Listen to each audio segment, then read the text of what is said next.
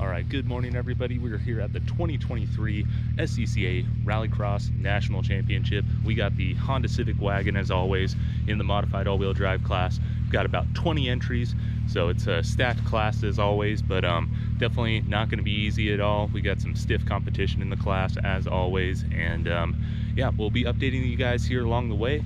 But yeah, this is kind of just where we're at right now in grid. We got all the Utah guys sort of packed into this little corner. But we're the last run group, so hopefully the track's not too tore up today, and we'll try to figure out what kind of tires we're going to run, either a gravel or a grass tire, depending on how the track's looking. So I guess it just depends if there's any grass left or not. But yeah, we'll be updating you guys here soon, and keep you updated. All right, see ya.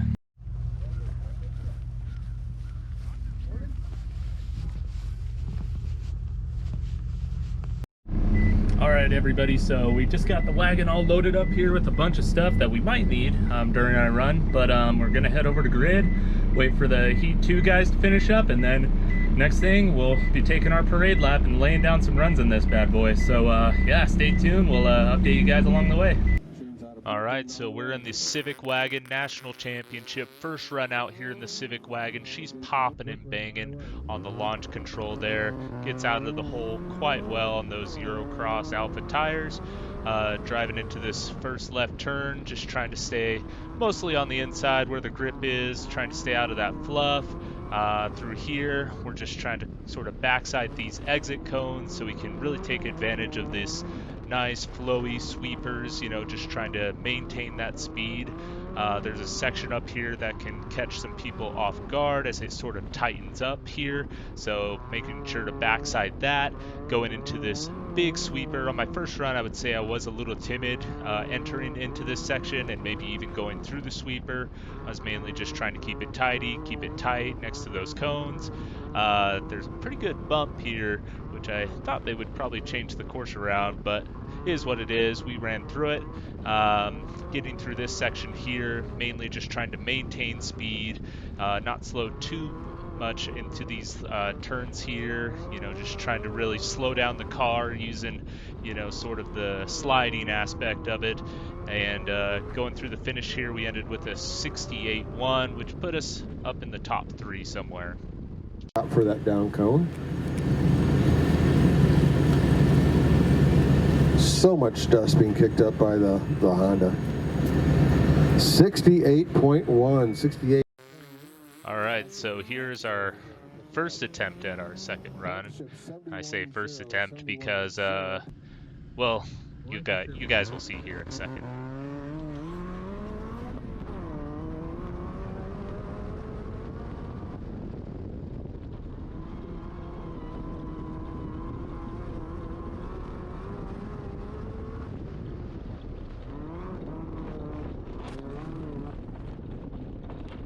So we ended up debeating right there where the car kind of just understeered and then ran into the cone.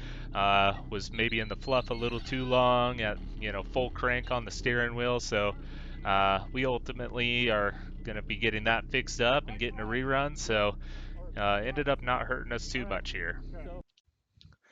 All right, so here's the drive of shame, I'd say, driving on our way back, you know, with the debeated tires. So, you know, I'm trying to hopefully signal to my dad, who's helping me this weekend, you know, that we got a debeat, because you only got like 5 minutes to change these guys out. So, you know, if you're over the 5 minutes, you know, you lose a run. You know, it's a DNF, so it's a weekend ender, right? So it would suck if that was the case, you know, on our second run out.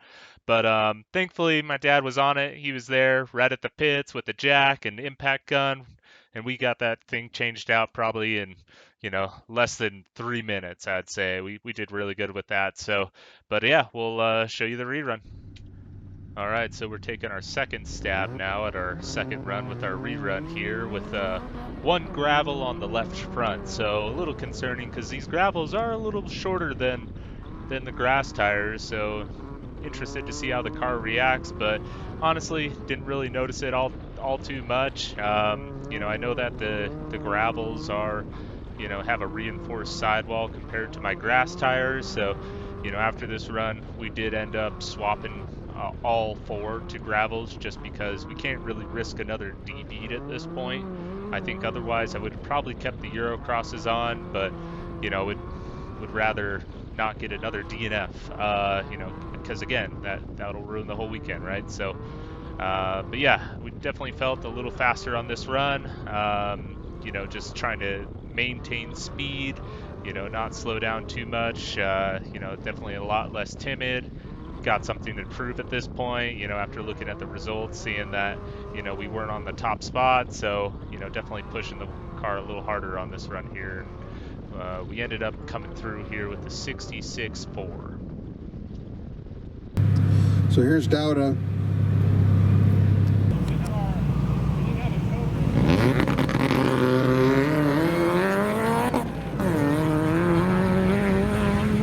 Blankenship goes 67.8, 67. So after seeing almost a 2-second gain on our last run with just one of the gravel tires being on the front of the car, we ended up swapping all four gravels on, just because at this point we can't really risk another D-bead.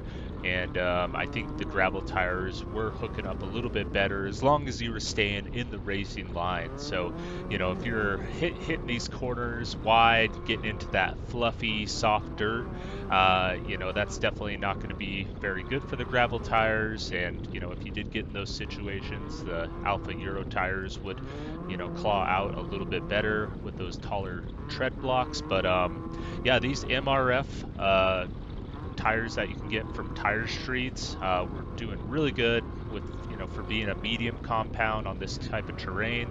We were able to maintain speed really well through all these corners, slide the car, any way we wanted.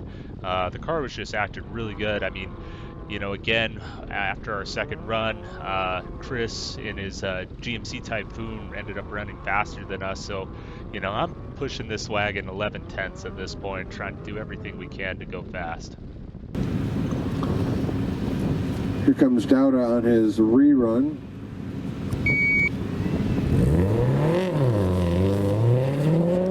Seven to 1, 67 to 1.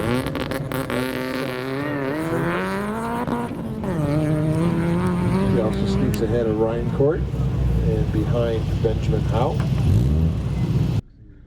Okay, so at this point, we're about 2 seconds behind Chris in his GMC, so we definitely have to try to make up some time here and give it all we got. Nothing to lose. This is the national championship for modified all-wheel drive.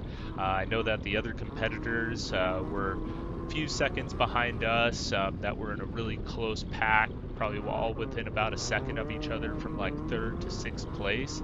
But yeah, me and Chris were kind of up there at the top all by ourselves, Chris especially. But, I think this course was definitely a little bit more in favor of, having more power, just because this course is super grippy.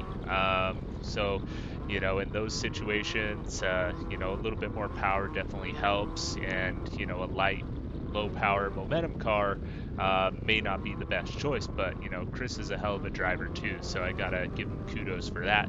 But we're just trying to get through as fast as we can, tidy as possible, staying on that inside line, trying to carry as much speed, trying to keep in that power band, and end up coming through with a 65.9, which was a few tenths slower than our last run, putting us about 3.9 seconds behind Chris.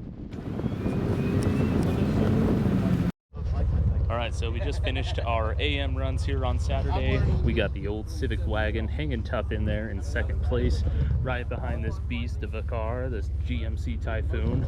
Dude is absolutely going nuts out there, laying down some super fast times. So we'll see what happens with the next 2 courses. Might favor the wagon, might favor the GMC. You guys will just have to wait and find out. Alright, so starting our afternoon Saturday runs, we're basically running the course in reverse.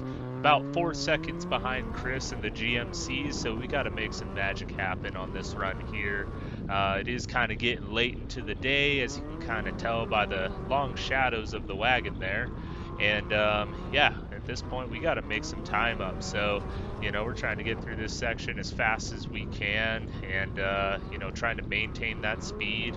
Course is hooked up, super grippy, so if you hug that inside line and stay out of the fluff, the wagon just hauls around these corners as if it was on train tracks.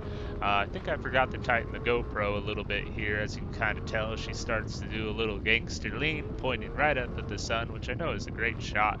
So you guys can all study from this great Rallycross video, but we ended up coming through there with a 52.6, which was about a second faster than Chris, so hopes are high.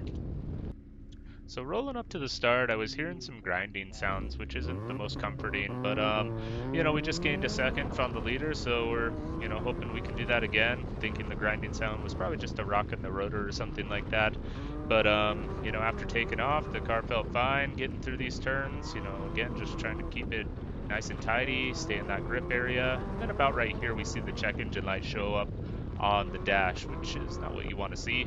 And car was still running fine, so we're just like, okay, whatever, we're just gonna keep going. And then getting into this big sweeper, the car just over rotates, loses all power, and you know, at this point is just in like some sort of limp mode.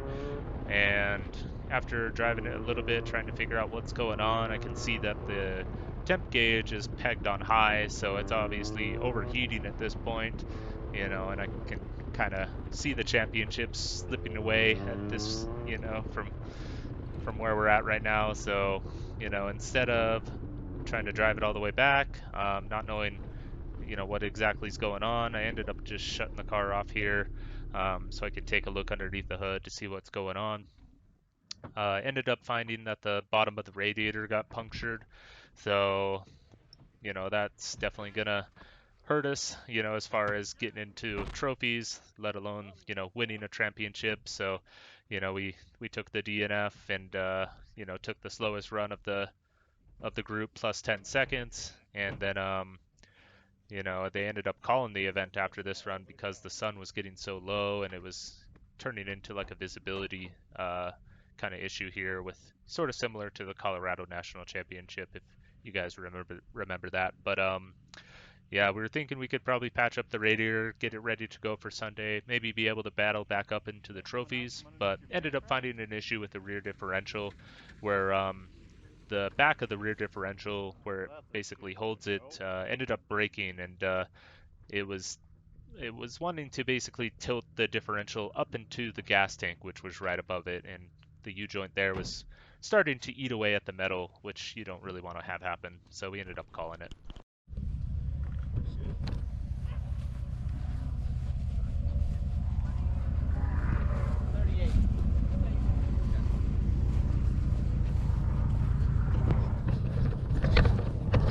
Well, sad day for the wagon. She's loaded up on the trailer before the national championship. We're actually going to be heading home early today.